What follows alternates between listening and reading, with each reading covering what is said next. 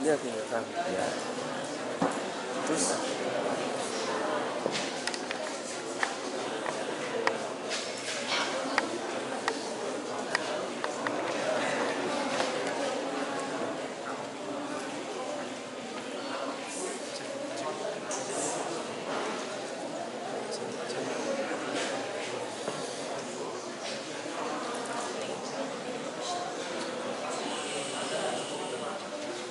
Assalamualaikum warahmatullahi wabarakatuh.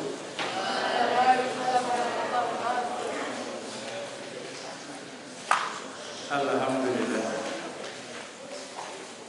wa syukurillah wa la hawla wa la quwwata illa billah. Assalatu wassalamu ala rasulillah asyhadu an la ilaha illallah wahdahu la syarika lah wa asyhadu anna Muhammadan abduhu wa rasuluh. Qala ta'ala bismillahirrahmanirrahim.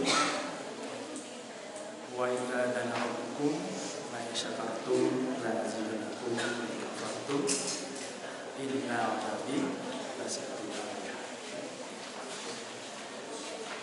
Alhamdulillah, tanpa terasa sudah masuk hari ke-15.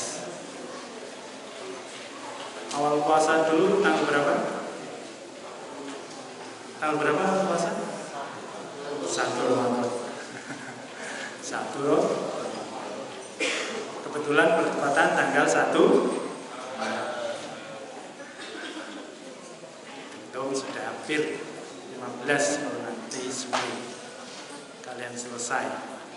Insyaallah kita punya kekuatan bisa menuntaskan sampai sore nanti dan mudah-mudahan sampai akhir Ramadan. Amin Allahumma. Satu syukuran adik-adik sekalian yang perlu kita ikrarkan sama diberi kesehatan, diberi kekuatan untuk menjalankan ibadah puasa ini hingga detik ini. Itu kita ikrarkan yang terakhir tahmid sama-sama. Alhamdulillah. Salat dan salam tentunya dicurahkan tersanjungkan pada junjungan Nabi besar kita Muhammad sallallahu alaihi wasallam, suri teladan kita sampai akhir hayat kita. Mudah-mudahan kita termasuk umatnya yang kelak mendapat bagian dari syafaat yang diberikan pada kita semua. Amin Allahumma.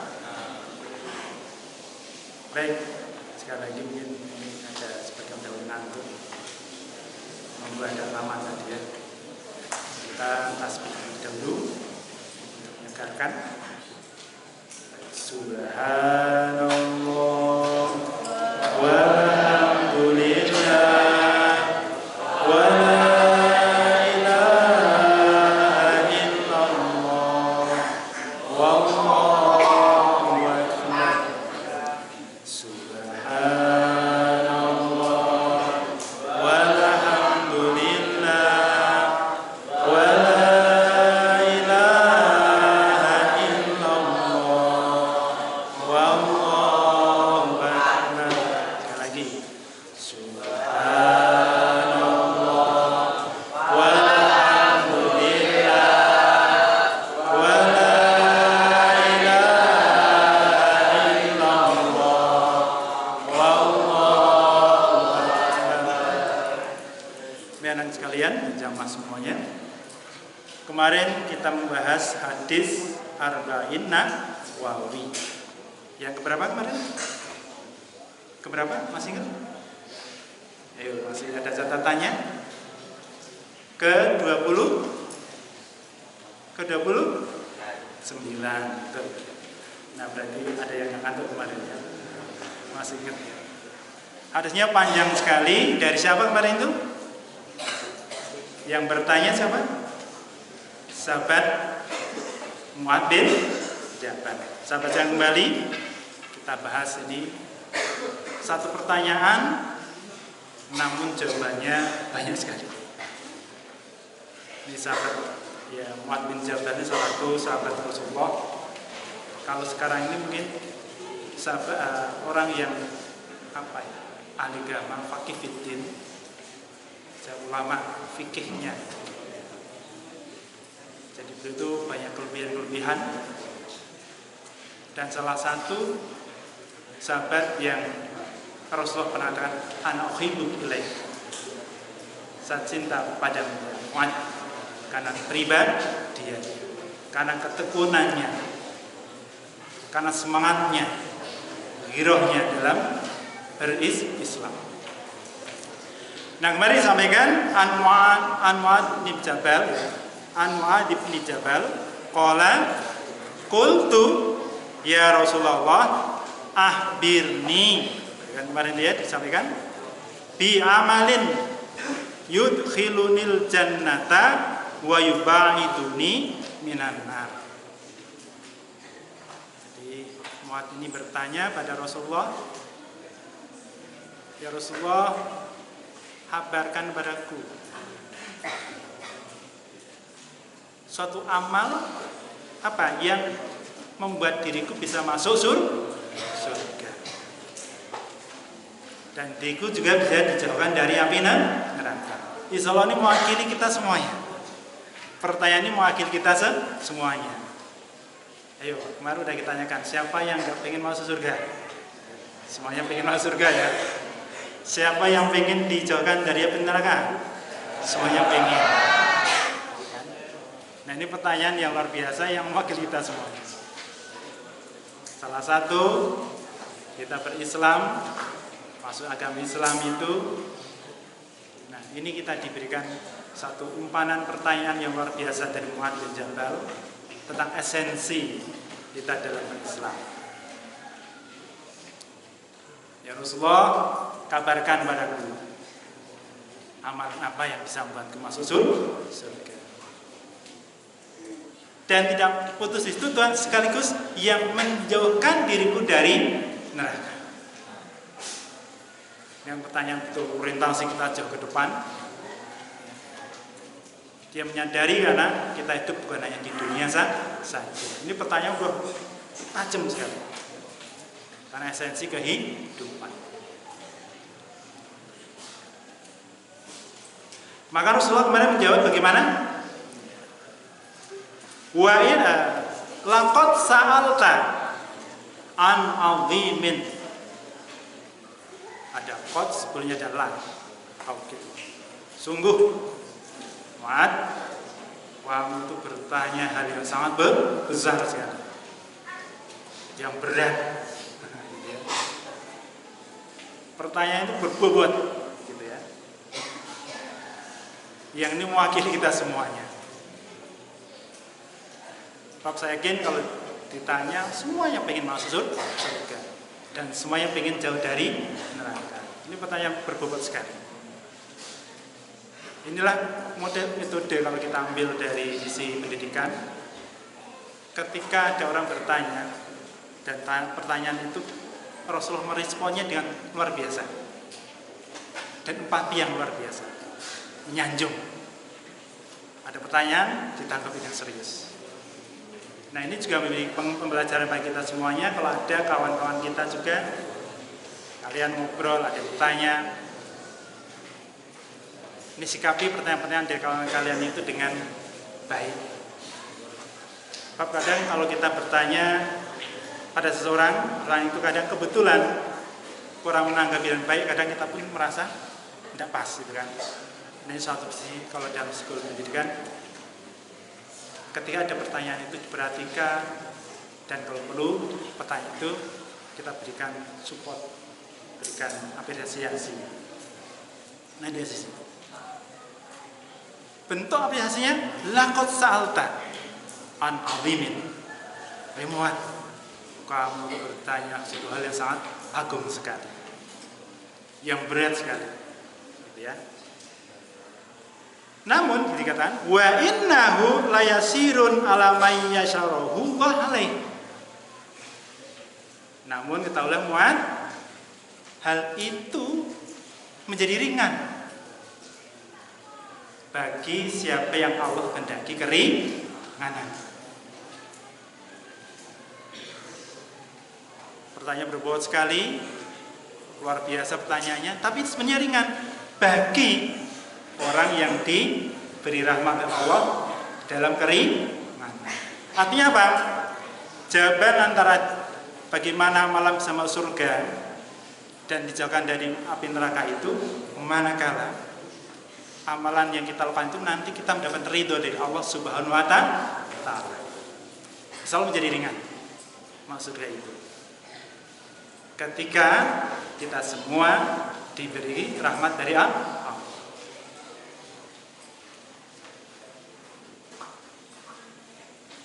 Bisa nyambung ya, Dede? Nah, persoalan bagaimana kita mengetuk pintu rahmat Allah itu, gitu kan? Nah, dan jawaban Rasulullah selanjutnya, ta'budullah.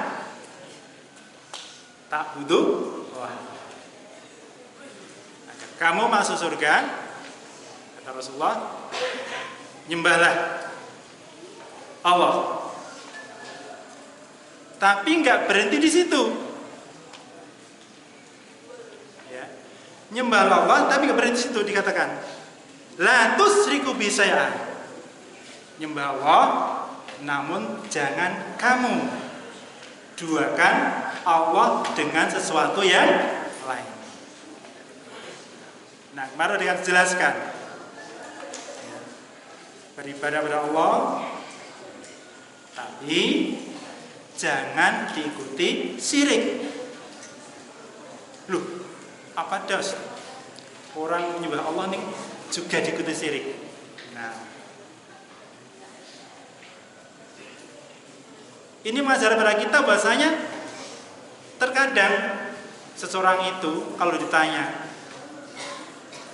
siapa Tuhanmu? Allah. Siapa pencipta langit dan bumi? Allah. Sampai mungkin orang Jawa yang berarti maku ya tanya. Tetapi budiannya terkadang masih bercampur dengan kesyirikan.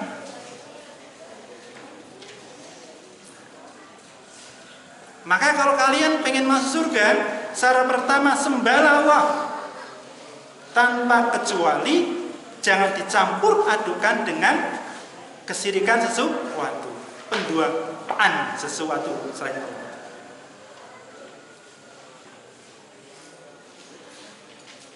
Kira-kira bisa dipahami nggak ini? Menyembah Allah nggak boleh sambil syirik. Kemarin saya katakan, kira ada nggak kita menyembah Allah tapi sambil syirik? Ada nggak kira-kira? Ada, ini dijelaskan semacam itu. Contohnya, ini contoh saja. Misalnya kalian menyembelih hewan, sudah pakai baca basmalah, sudah pakai tata cara Islam, tetapi niatnya dalam penyembelihan itu untuk sesuatu. Misalnya, ini kalau dulu di musim tertentu kan ada untuk selamatan, untuk apa itu, arum laut, arum apa.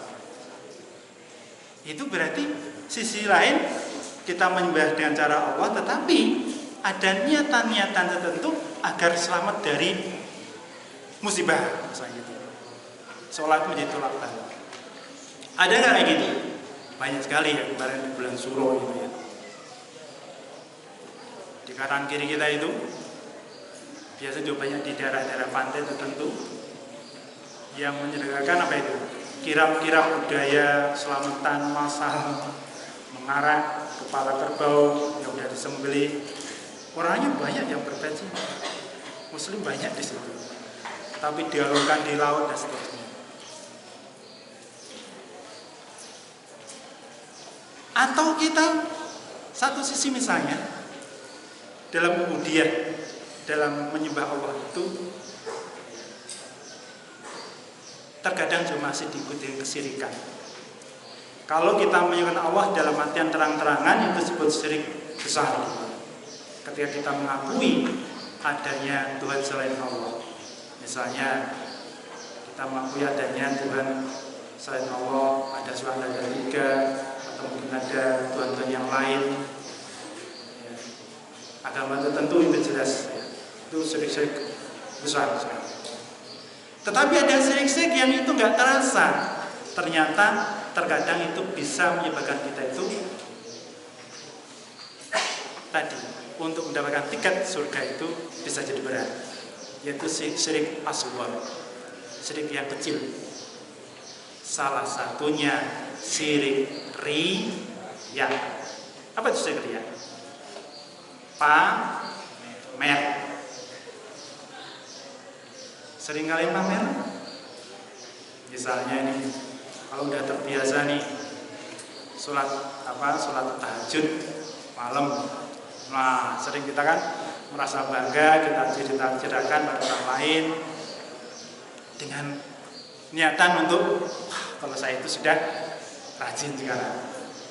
Nah, ketika semuanya berhati-hati, situ ada gelinciran setan yang bisa jadi nanti kita bisa, amalan yang kita lakukan itu bisa sia-sia. Itu syirik asghar. Atau takabur, ya, kesombongan. Itu juga bagian daripada kesyirikan. Masih ingat bagaimana ceritanya syaitan, iblis itu keluar dari surga? Kenapa itu kira-kira? Ayo, yang kelas 5 nih sudah paham dulu. Diceritakan bahasanya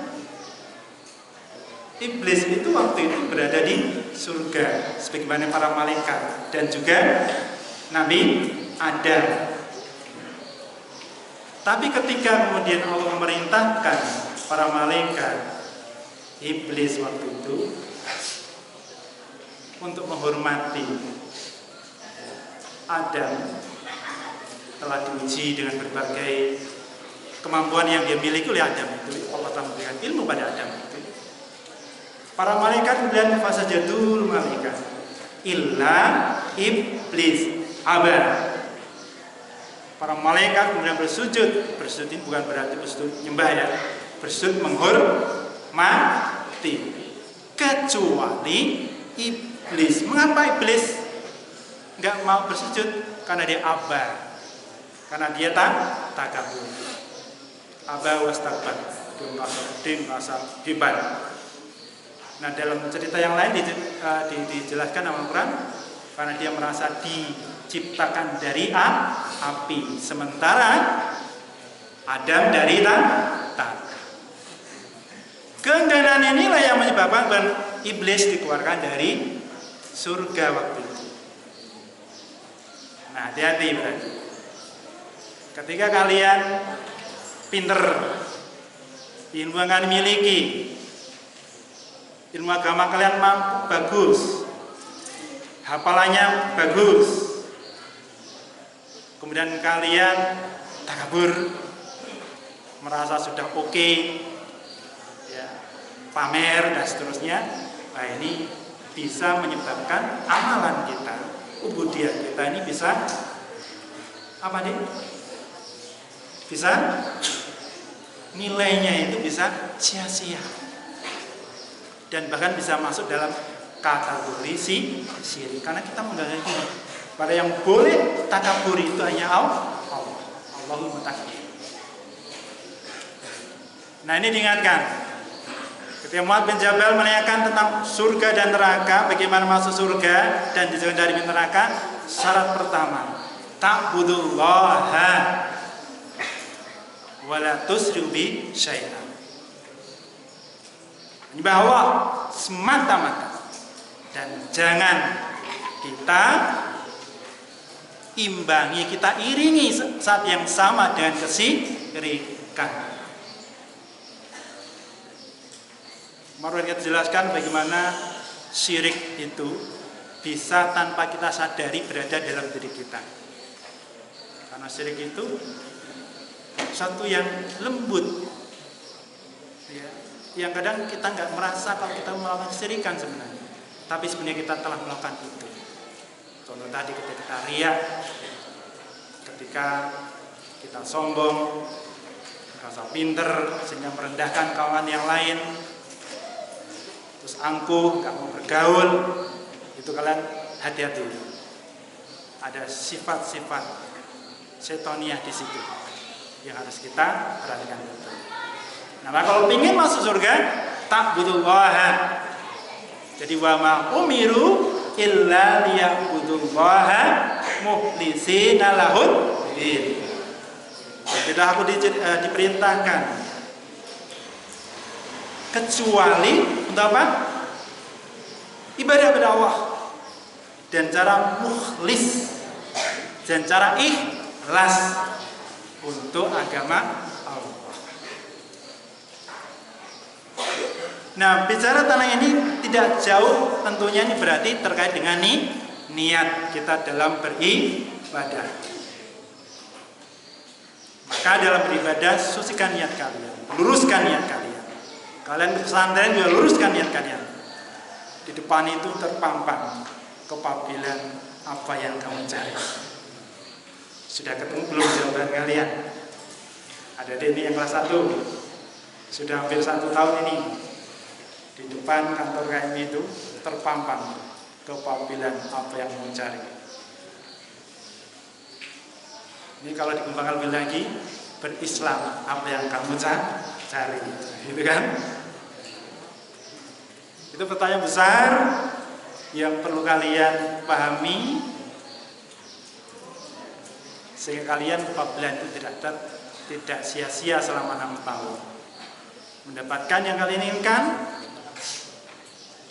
Ini kalau pertanyaan kita tarik, kita berislam apa yang kamu cari. Nah, kembali kepada orang mengamalkan ini, kita kembangkan lebih jauh dari ta'budullaha wa la tusyriku syai'an. Ini berarti kembali pada ketika kita beribadah pada Allah itu harus punya niatan yang lurus lillahi ta'ala. Nah, dalam Arba'in Nawawi hadis pertama yang dibahas tentang niat ini. Niat. Jadi innamal a'malu bin niat. Segala sesuatu amal itu tergantung daripada niatnya. Insyaallah kalau kita selalu tasdidun niat dalam beribadah ini, mudah-mudahan itu salah satu fasilitas, salah satu cara kita bisa mengetuk pintu rahmat Allah.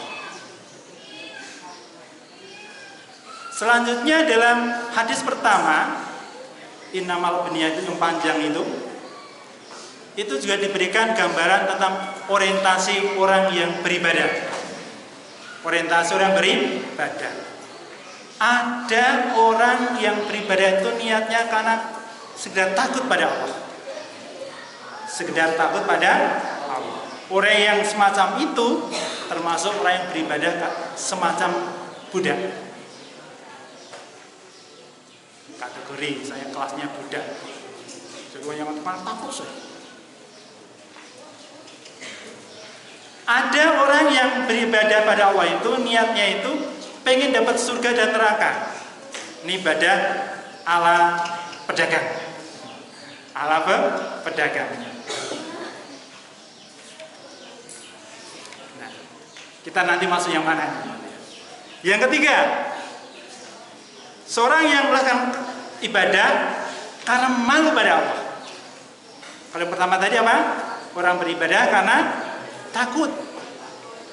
Nah, model semacam ini di dalam buku Arba'in Nawawi itu dijelaskan, itu termasuk ibadah orang budak.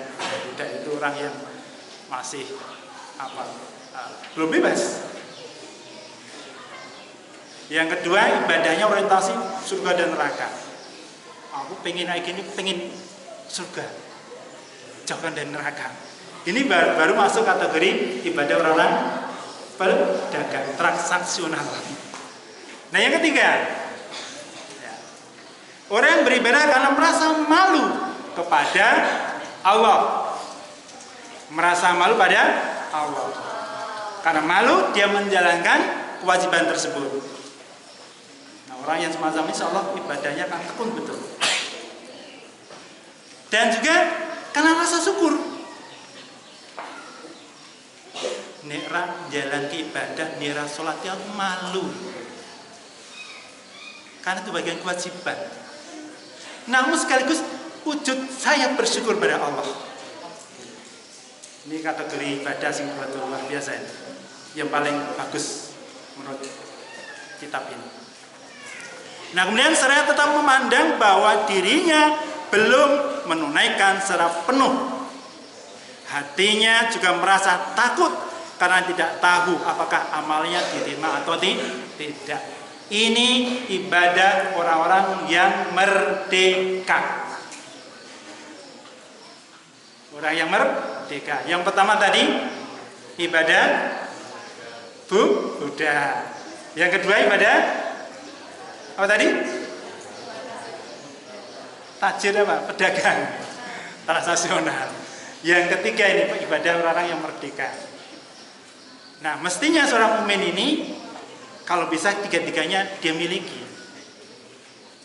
Nah mungkin kita saat ini sholat, puasa, ya baru karena takut kalau enggak puasa malu sama kawan-kawan nanti orang Islam orang kosong, nah gitu kan. Sudah umur 12 sudah puasa. Nah ini masih karena takut. Tapi mestinya kalian nanti dari rasa takut itu kemudian tadi kalau hadis yang tadi menjelaskan tentang bagaimana surga dan neraka naik ke situ. Nah syukur kita nanti bisa sampai yang tahapan ketiga yang kita beribadah karena kemerdekaan kita. Orang yang merdeka dia malu kalau nggak mengerjakan ibadah, malu kalau nggak sholat, malu kalau nggak jamaah, malu kalau nggak sholat duha, malu kalau nggak sholat lail, malu dan seterusnya. Dan ketika mengerjakan betul-betul sadar. Ini wujud saya bersyukur pada Allah Subhanahu wa Ta'ala. Nah inilah yang barangkali disyaratkan suatu hadis yang menjelaskan tentang bagaimana suatu ketika Aisyah itu bertanya pada Rasulullah. Apa pertanyaannya?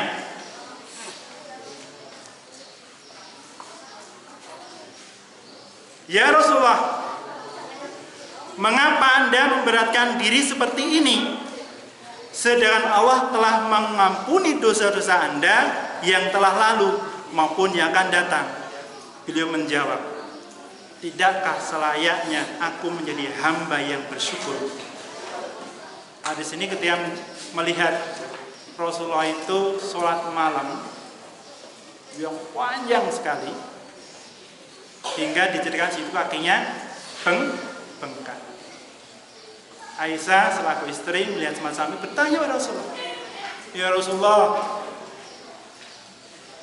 panjenengan ini kan sudah ditanggung masuk surga, dosa yang akan datang sudah diampuni, kok salih sholat kados mengaten, nah pas sholat sampai kayak gitu, sampai kakinya bengkak, apa jawab Rasulullah? Tidakkah selayaknya aku menjadi hamba Allah yang bersyukur? Nah ini tingkatan ubudiyah pada Allah itu tingkatan yang luar biasa. Dia menjalankan dengan kesyukuran. Bentuk kesyukuran kita pada Allah, mensyukuri nikmat Allah dengan ibadah. Karena dia masih berharap roja, ya, diampuni dosa-dosanya. Bahkan sekelas Rasulullah aja kayak gitu. Maka kalau kita sebagai umat Rasulullah yang menentangkan selalu dalam kalau khutbah-khutbah, ceramah-ceramah didahului dengan selawat. Semoga kita Rasulullah menjadi suri teladan kita semuanya sampai akhir hayat. Semacam itu kan? Nah, contohlah semacam itu. Jangan hanya sekedar ucapan, tapi kita coba amalan Rasulullah yang dilakukan itu kita coba internalisasi, kita coba contoh sedikit demi sedikit dari amal-amalan tersebut. Salat dan kita menyontoh Rasulullah, kita termasuk hamba-hamba yang bersyukur. Nah, salah satu bentuk syukur ketika diberikan kesehatan, diberikan kesempatan masih hidup, kita beribadah semaksimal mungkin sekemampuan kita yang kita miliki. Jangan mudah puas dengan yang sudah kita bisa. Yang sudah Senin Kemis jalan, teruskan. Yang sudah duhanya rutin, teruskan. Yang sudah sholat jamaahnya di masjid rutin, teruskan. Jangan sampai nanti adik-adik ini sepulang dari pesantren sudah terbentuk di habit yang baik. Tiap hari kalian sholatnya berjamaah di masjid dan sebagian di asrama. Ketika pulang kemudian semuanya buyar. Saudara kalian yang memenuhi masjid-masjid di daerah-daerah kalian, desa-desa kalian, tapi malah kalian yang paling jauh dari masjid. Padahal masjidnya paling dekat dengan rumahnya, paling dekat dengan masjid. Naudzubillah. Buktikan kalian ketika sholat itu betulkan bukan karena perintah, karena aturan di sini, tapi betul karena mukhlishuddin tadi. Maka baik di pondok maupun nanti di rumah, ibadah-ibadah itu kalian lakukan dengan penuh kesadaran. Bentuk kesadarannya apa? Hal-hal yang sifatnya memang di masjid kita lakukan di masjid. Hal yang sunnah, yang rutin kalian lakukan, teruskan.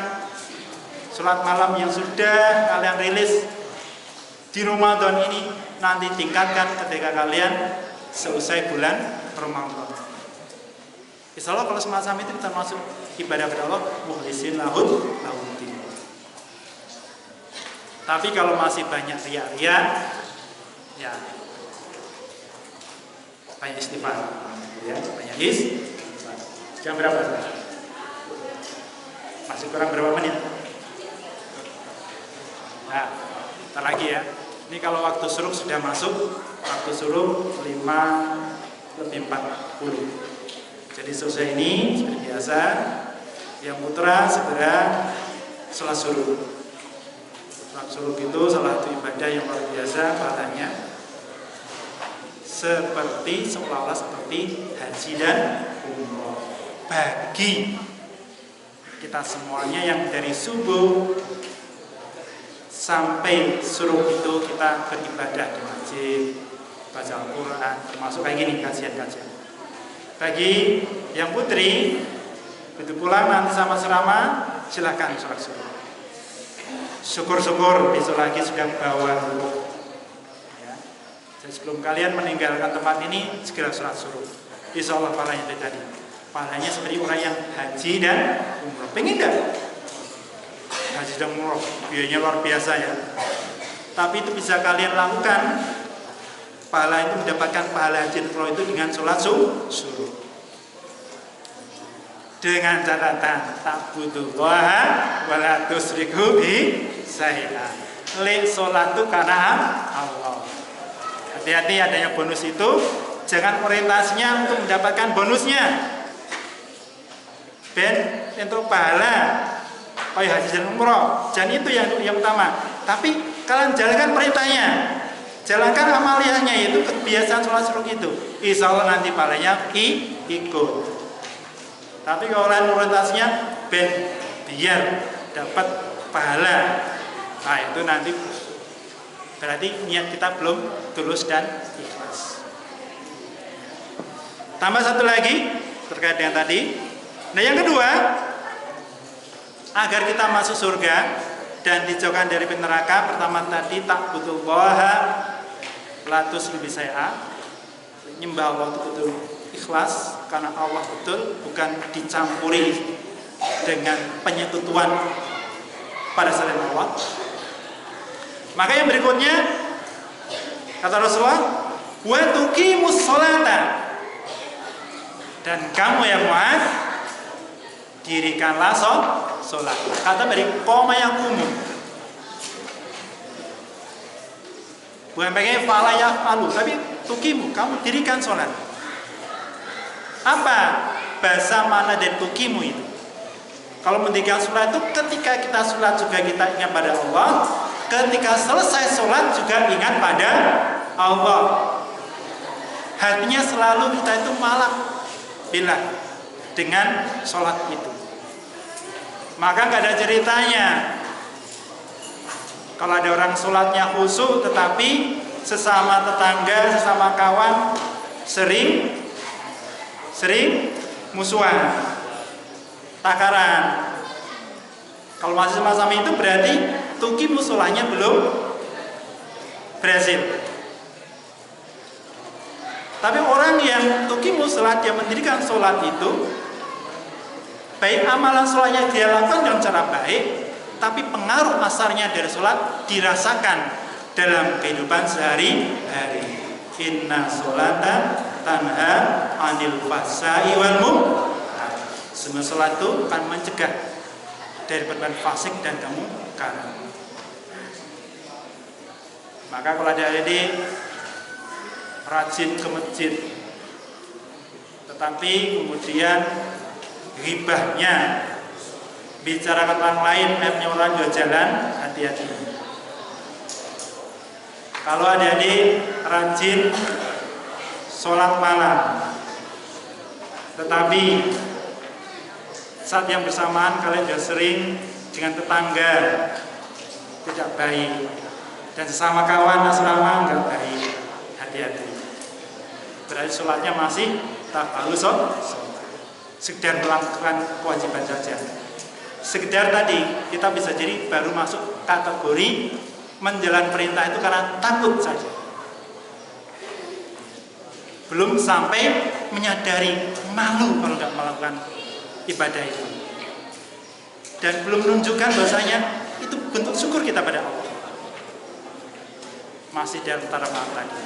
Tapi itu proses kita lakukan, kita ikuti proses itu, dan kebiasaan-kebiasaan yang ada itu mudah-mudahan nanti hati kita akan menjadi lembut sehingga bisa meluruskan niat kita buat akhir nanti amalan salah satu ibadah yang kedua yaitu sholat tadi bisa mengantarkan kita mengetuk pintu rahmat Allah sehingga kita mendapatkan surga Allah Subhanahu wa ta'ala dan dijauhkan dari api neraka.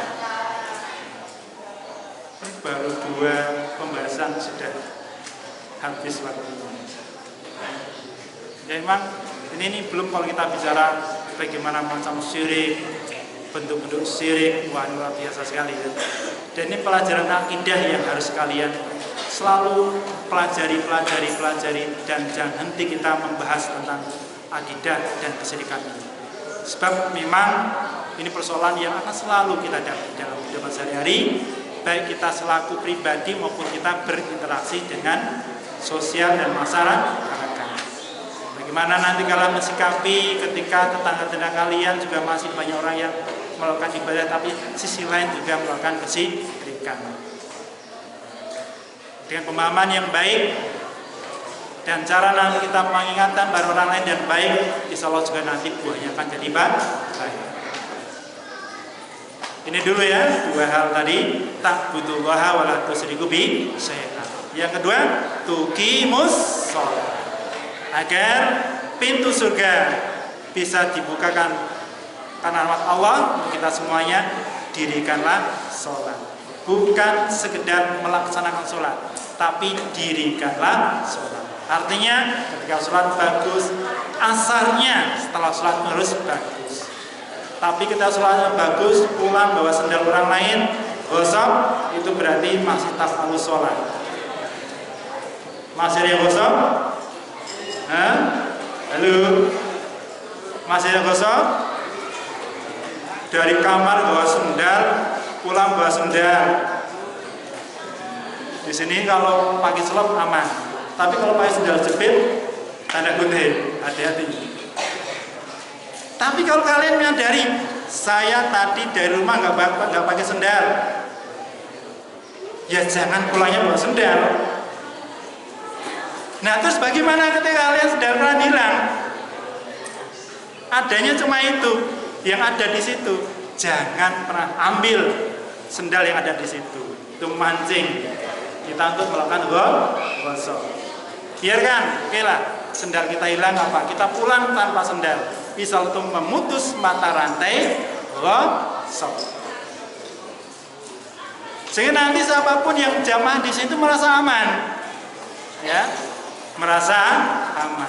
Tapi kalau kita dari rumah, dari asrama ke masjid, kebetulan sendalnya nggak ada, terus kita ngambil sendal orang lain, nah itu mata rantai ghusl tidak akan pernah putus. Kita berkorban lah, udahlah sendal kita hilang nggak apa-apa. Nggak hilang, itu hanya berpindah kaki saja. Kita ikhlaskan.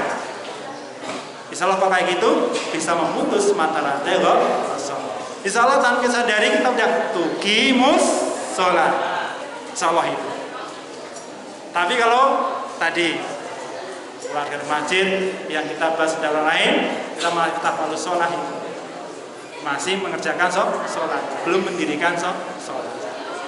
Ini bedanya ini nanti ya. Kita bahas lagi nanti lebih detail tentang tuqimus sholat dan selanjutnya. Subhanallah.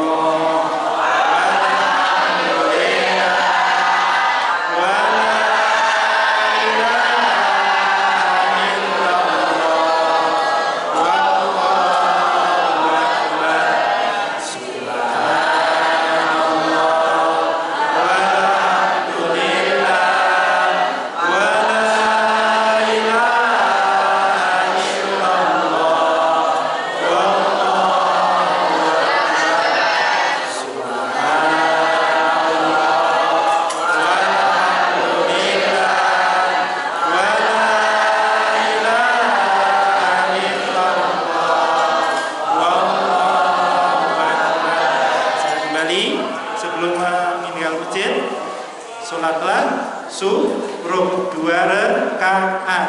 Sholatlah suruh 2 rakaat. Itu sholat mengawali sholat duha.